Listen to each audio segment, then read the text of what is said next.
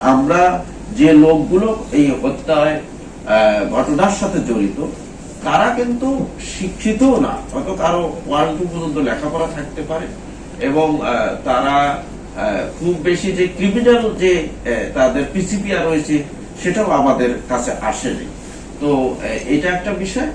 আর একটা হলো যে ধরেন আপনাদের তারা তো নিজেদেরকে এই হত্যা তারা ঘটিয়েছে এবং নিজেদেরকে জড়িত করে দোষ স্বীকার করে আমাদের কাছে যেমন জবানবন্দি দিয়েছে, ঠিক বিজ্ঞ আদালতেও তারা জবানবন্দি দেবে বলে তারা বলেছে এবং আমরা সে কারণে বিজ্ঞ আদালতে প্রেরণ করেছি।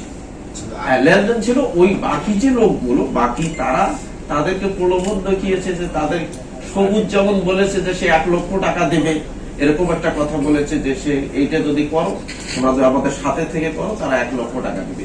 তো সবাইকে ওই অন্যান্য যারা তাদেরকে ওই 50,000 করে টাকা দেওয়ার কথা ছিল, ওই প্রলোভনে তারা প্রলুব্ধ হয়ে তাদের সাথে, আর তারা তো একসাথে ওই বাসের কেউ ড্রাইভার, কেউ হেল্পার, কেউ ওখানে নাইট গার্ড, এইভাবে কাজটা করেছে।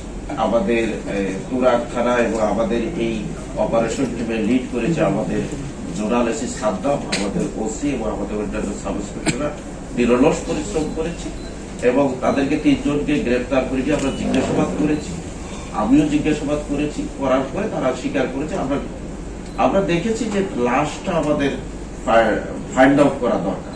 আমরা তাদের জিজ্ঞাসাবাদে তারা স্বীকার করেছে কোথায় তারা লাশ রেখেছে। তো তারা স্বীকার করলো যে ওই ডিপোর ওখানেই, যে ডিপোর উত্তর সাইডে আপনার ওই টিনের বেড়া রয়েছে, ওই জায়গায় তারা রেখেছে।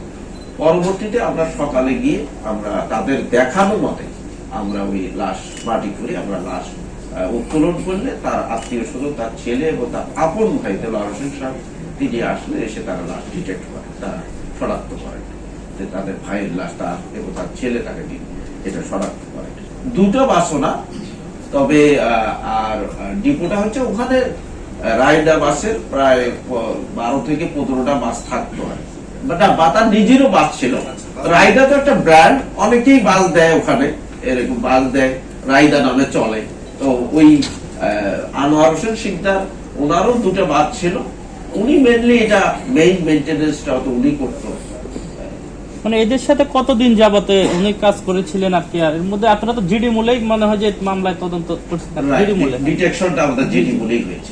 কারণ আমরা তো জানি না যে ওনার আসলে কি ঘটেছে। দ্বিতীয়ত ওনার আমরা এই তথ্যটিও পেয়েছি যে উনি প্রাইভেট, পুরনো কিছু প্রাইভেট কার বেচা কেনা করতেন, বিভিন্ন জায়গায় যাইতেন। কোনো একটা গাড়ি হয়তো কেনার কথা আছে, সেখানে উনি চলে যেতেন। উনি কালীগঞ্জের দিকে যাইতেন। তো এই সমস্ত আর একটা জিনিস আমাদের কাছে তথ্য রয়েছে যে ওনার বিরুদ্ধে একটা ইয়েও রয়েছে, একটা কালীগঞ্জ থানা, না কালীগঞ্জ থানার একটা হত্যা মামলার একটা ওয়ারেন্টও রয়েছে। তো সেজন্য এই এমনও আমরা যখন জিডি তদন্ত করছিলাম এই দীর্ঘ সময় ধরে, তো তদন্তকালে আমাদের কাছে এমনও মনে হয়েছে কখনো কখনো যে উনি ব্যবসার কাজে বিভিন্ন জায়গায় যেতেন, এই প্রাইভেট কার, পুরনো প্রাইভেট কার কেনা বেচাকে কেন্দ্র করে।